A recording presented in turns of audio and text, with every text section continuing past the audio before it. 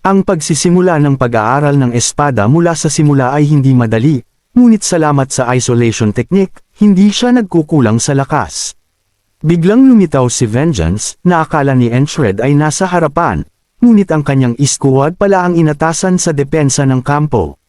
Lumuwag ang tali ng espada ni Entred, at hindi makapaniwala si Vengeance kung gaano siya at ang kanyang mga espada ay nasa masamang kondisyon, ngunit nag-alok siyang tumulong dahil sugatan ito. Nagulat si Entred. Palagi siyang mabilis mayrita, ngunit ngayon ay nagiging mabait ito. Nag-isip siya kung bakit siya nito kinamuhian sa simula pa lang, at nagpa siya na direkta itong tanungin. Tumingin sa kanya si Vengeance, at pagkatapos ay sinabing dahil daw kay Jenny, ngunit walang kilalang Jenny si Entred. Sinigawan siya ni Vengeance na iyon ay ang mga ngalakal ng halaman, ngunit naguguluhan pa rin si Entred. Nang nakakabit na muli ang kanyang talam, ibinigay niya ito rito at lumakad palayo habang naghahabol ng hininga. Naalala nga ni Entred si Jenny, ngunit ang pagmamahal na iyon ay isang panig lamang. Si Jenny ay isang babae na nagpapatakbo ng tindahan ng halaman sa Border Guard. Palagi siyang dumadaan dahil maganda ang kanyang mga produkto. Nagkaroon si Jenny ng damdamin para sa kanya sa kung anong dahilan, ngunit nagkataon din na gusto siya ni Vengeance. Maaari na niyang sabihin ngayon, interesado lang siya sa produkto, hindi sa nagtitinda. Alam ni Vengeance, espada lang ang tinitingnan niya, hindi babae. Gayunpaman, medyo galit siya dahil hindi man lang siya tiningnan ni Jenny, ngunit nahulog sa mukha nito. Dahil dito, bumalik siya sa trabaho ng galit, na nagpaisip kay Entred kung bipolar ba ito o ano. Matapos magsanay ng kaunti at pumasok sa Tolda, mukhang mas pagod si Esther kaysa dati, na nagpaisip kay Entred kung may sakit ba ito.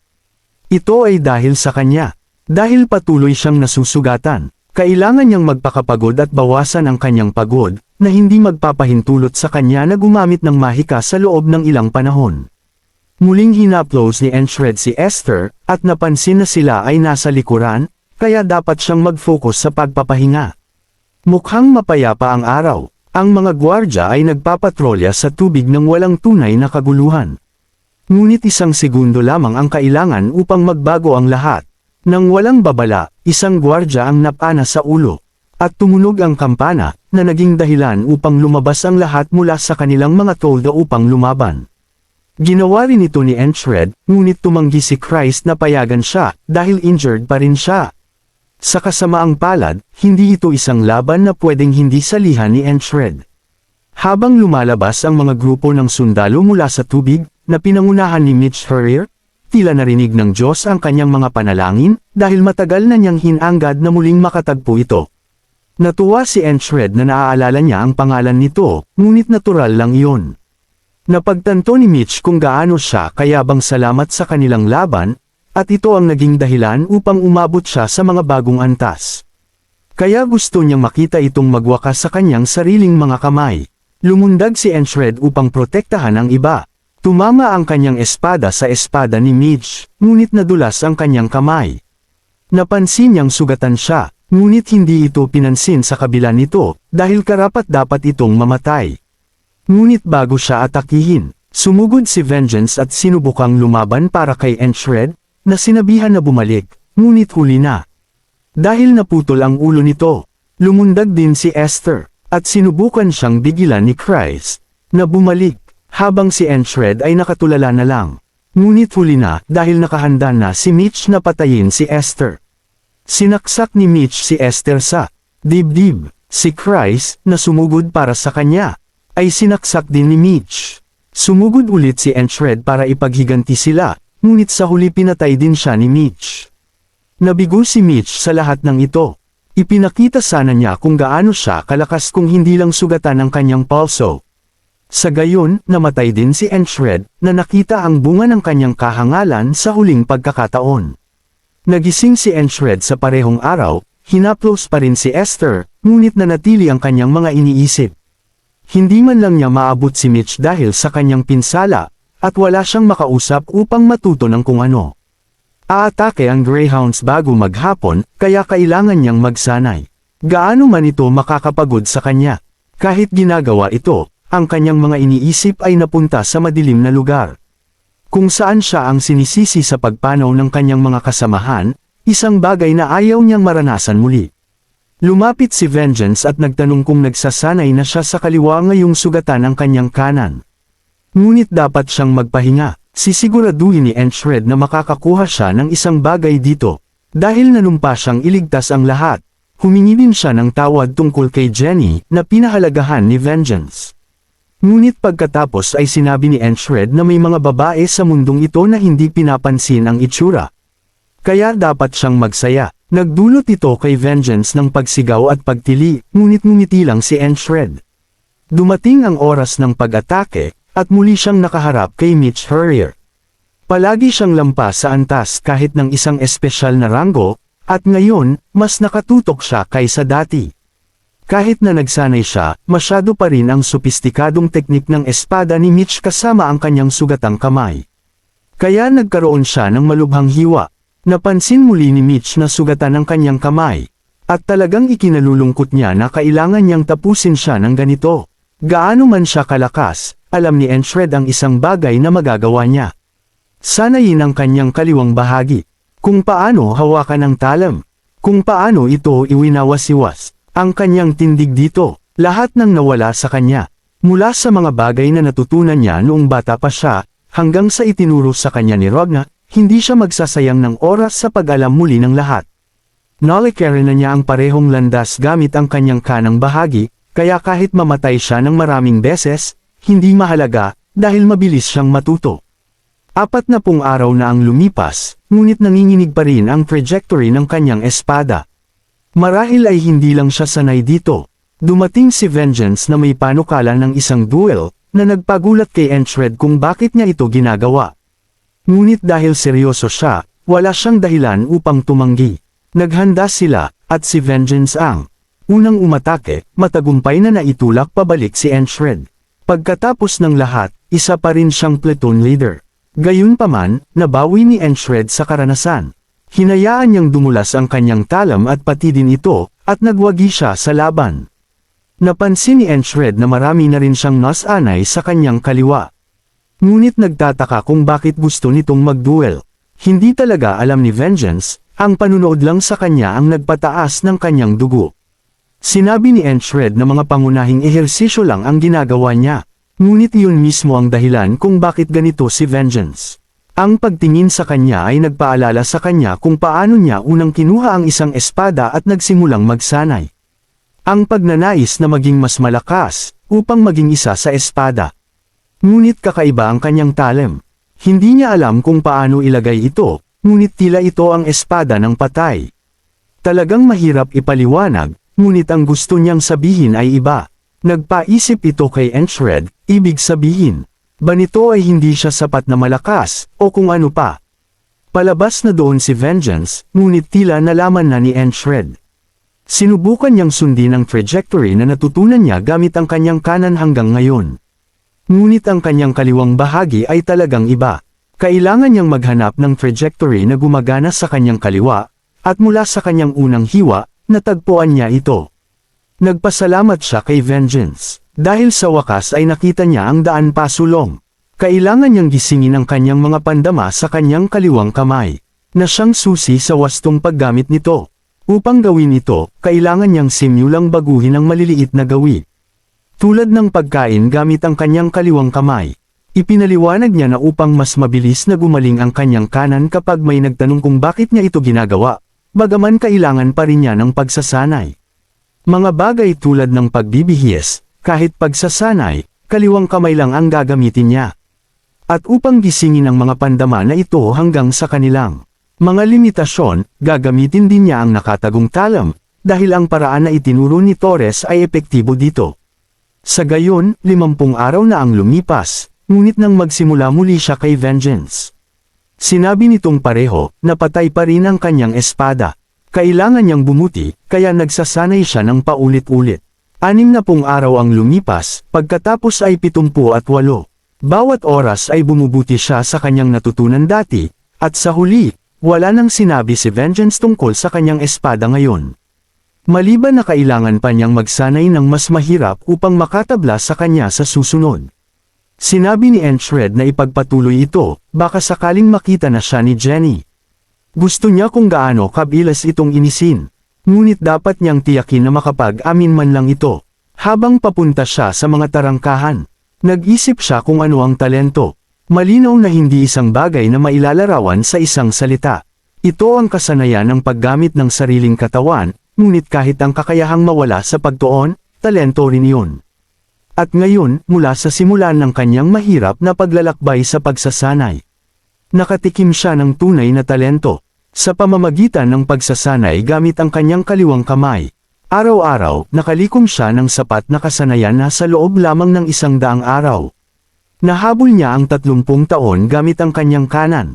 Ito ang 112 araw. At malalampasan niya ang pader na ito. Dumating na ulit ang pangkat ni Mitch, at lahat ay sumugod, at hinawakan ni Christ si Esther gaya ng dati. Ngunit nanatili si Enchred sa harapan. Nagpasalamat si Mitch sa mga Diyos na narito siya, dahil gusto niya itong makita muli. At gusto din ni Enchred ang pakiramdam na iyon sa kanya. Ipinangako ni Mitch na gagamitin ang kanyang buong lakas laban sa kanya at aakyat pa ng mas mataas. Nagdulot ito kay Enchred ng kaunting pagkakasala, dahil nakita na niya itong lumaban gamit ang lakas na ito ng 12-dosenang beses, at napagtanto ang mahalaga. Walang paraan upang matalo niya ito sa isang purong laban ng espada. Sumugod siya, itinulak si Mitch pabalik sa kanyang atake, bago kinuha ang isa sa kanyang mga daliri at binali. Nagdulot ito kay Mitch na mahulog ang espada, ngunit sinipa niya si Enchred palayo bilang resulta. Galit si Mitch, ngunit matapos ulitin ang araw na ito ng napakaraming beses, napagtanto ni Enchred na gaano man siya kahirap magsanay, hindi niya ito malalampasan sa pamamagitan lamang ng sining ng espada. Nakakatuwang subukan, ngunit kailangan niyang lampasan ang araw na ito. Hula ni Mitch na ito ang paraan niya ng pakikipaglaban hanggang sa huling sandali, ngunit hindi ito gagana, dahil kaliwete siya. Kinumpirma ni Enchred na ganoon din siya, at iniisip na para talunin ang lalaking ito at makita ang bukas, kailangan niyang gumamit ng iba pa, isang teknik na desperado kaya't ginagamit ito bilang huling paraan, ang sikretong galaw ng istilong Valen. Bigla niyang inihagis ang kanyang talon kay Mitch, pinipilit itong umiwas, at nagpapahintulot kay Enchred na sumugod gamit ang kanyang mga kamao, lumalaban na parang asong sulok. Sinuntok niya si Mitch, na umiwas at sumubok na umatake, ngunit sinalubong siya ni Enchred sa lupa at hinarang ang kanyang espada sa pamamagitan ng pagpigil sa kanyang kamay. Dahil dito nasuntok niya ang mukha ni Mitch ng paulit-ulit, parang tunay na aso. Bago pa siya makasuntok muli, sinipa siya ni Mitch palayo at sumugod habang sinasabihan siyang hawakan ang kanyang espada at ituring itong isang tunay na laban. Nang sumugod si Mitch at umatake sa pag-swing ng kanyang espada, nagulat siya sa pagharang gamit ang kanyang shoulder pad. At ipinakita ang kanyang seryosong mata. Ginamit niya ang nakatagong talam upang patamaan ang isa sa mga mata ni Mitch, na naging dahilan upang mas lalong itulak ni Mitch ang kanyang espada sa balikat at umurong. Alam ni Enchred na kung magpapatuloy ito, matatalo siya, ngunit wala ng depth perception si Mitch. Kaya matatapos na niya ito. Inihagis niya ang kanyang nakatagong kutsilyo kay Mitch, na natural na hinarangan ito, ngunit hindi niya ito lubos na nakita, at tumagos ito sa kanyang kamay. Ang pagkabigla ang nagpahintulot kay Enchred na sumugod at salubungin muli si Mitch, na naging dahilan upang mabitawan niya ang kanyang hawak na espada. Pagkatapos ay naghanda siyang dislocate ang kanyang binti, ngunit nilabas ni Mitch ang lahat ng kanyang lakas para umatake. Ngunit umiwas si Enchred at tinapos ang trabaho sa kanyang binti, na naging dahilan ng paghiyaw ni Mitch. Siya ang henyo na hindi sumubok na mag-ensayo, isang lalaki na, sa kabila ng kanyang talento, ay natupok ng kawalan ng gana. Nagmadaling nagbago si Mitch pagkatapos bumalik mula sa huling laban. Hindi siya umalis sa training grounds at patuloy na hinahasa ang kanyang matalas ng talam. Sa pagsisikap na idinagdag sa talentong iyon, sa wakas ay nagsimulang lumiwanag ang kanyang espada, ngunit lahat ng iyon ay walang silbi na ngayon. Nagtataka siya kung bakit nangyayari ito sa kanya, at tinawag si Enchred, na itinuring siyang isang pag-asa na malaking pader, isang karibal na nagbigay sa kanya ng tunay na pananaw. Hindi kailanman ginusto ni Mitch ito. Ang gusto niya ay isang tunay na duelo sa kanya. Kahit pa makatugon siya, sinabi ni Entred na tandaan niyang isa itong larangan ng digmaan pagkatapos ng lahat. Gamit ang kanyang espada, tinusok niya si Mitch, at sinubukan ng kanyang mga tauhan na mamagitan. Ngunit agad na sinuportahan ni Vengeance at ng kanyang squad si Entred sa pamamagitan ng pagpana sa mga tauhan. Dahil dito, nagtapos ang araw na ito. Inamin ni Entred na masaya siya sa pakikipaglaban kay Mitch, ngunit isa lang siyang stepping stone sa kanyang walang hanggang pag-akyat tungo sa kadakilaan. Pagkatapos ng laban, habang ginagamot ni Cry si Entred, napansin niya na masama sana ang nangyari kung bumagsak ang lugar na ito. Alam ng pangunahing unit na delikado, at ipinadala ang mga mamamana, na nagbigay sa kanila ng sapat na oras upang manalo. Dumating si Vengeance at sinabing nakaligtas sila salamat sa pagtitipid niya ng oras, ngunit tila iniwan niya ang kanyang espada doon. Nagulat siya nang makita ito doon. Dapat mas alagaan niya ito. Napansin ni Christ na nakuha na niya ang kanyang espada, kaya ipinaliwanag ni Entred na ang isang ito ay pag-aari ni Mitch Hurrier. Ito ang espada ng kalaban na kanyang nilabanan. Nagtataka si Vengeance kung magandang espada ito, at tiningnan ni Christ, at nakita ang asul na kislap na lumilitaw kapag tinamaan ng ilaw, hula niya na hinubog ito gamit ang bakal mula sa dam. Ang lugar na iyon ay isang sikat na minahan ng bakal mula sa Aspen. Malamang na mas mahal ito kaysa sa Valyrie on War Steel na ginagamit ng kapitan, kaya kung iniisip niyang ibenta ito, alam niya kung kanino pupunta. Binaliwala siya ni Entred at tinanong si Vengeance kung malapit na siyang pumunta sa harapan, na nagpatanong sa kanya kung pupunta rin siya, na kinumpirma ni Entred, dahil hindi niya maiwan ang kanyang mga miyembro ng squad ng matagal. Tinanong ni Christ kung magpapalit siya ng espada, na hindi magandang ideya ayon kay Vengeance, ngunit hindi mananatili si Entred sa isa lamang at hahawakan ang dalawa. Habang naglalakad si Rem, iniisip niya na handa na ang kanilang kapitan na lumipat sa susunod na yugto. Hindi niya inakala na maaakit siya sa isang kapwa taga-kontinente sa kanyang buhay, ngunit ang isang tulad niya, maaaring siya ay sapat na karapat-dapat na malaman ang sikretong sining na isinilang mula sa Heart of the Beast. Inamin ni Odin na sa muscle remodeling, mas malaki ang pagkakataon niyang magtagumpay. Ngayon, oras na para sa mga kasukasuan. Kapag naayos na ang postura, magbabago din ang hugis ng katawan. Ganoon nila binubuo ang isang katawan na hindi babagsak, at ang paggawa nito ng sabay-sabay ay makakasira sa katawan, kaya isa-isa niya itong gagawin kasama ang pinuno ng squad. Dahil huminto siya, nabunggo siya ni Rem, na naging sanhi ng pasa sa kanyang ulo at galit habang sinasabi kay Odin na umalis. Napansin ni Odin na kulang si Rem sa paglago upang makipag-usap ng ganoon. Ngunit bago pa sila magbanggaan, naglakad si Ragna sa pagitan nila ng walang pakialam, na nagpakalma ng sitwasyon. Iniisip ni Ragna na mahirap ang pagsasanay upang gawing bahagi ng katawan ng espada, hindi lamang para sa free-flowing swordplay, kundi kailangan ding galawin ang dulo, na parang bahagi ito ng katawan. Bago niya maituro ang kaisipang iyon, kailangan niya ng tulog. Nararamdaman ni Jackson na maganda kung aayusin ni Entred ang kanyang footwork. Hindi siya humihingi ng silent assassin movement, ngunit kung makakagalaw siya ng mahusay, tiyak na makakatulong ito. Kailangan ba talaga niyang mag-alok ng ganoong uri ng payo sa unang pag-iisip?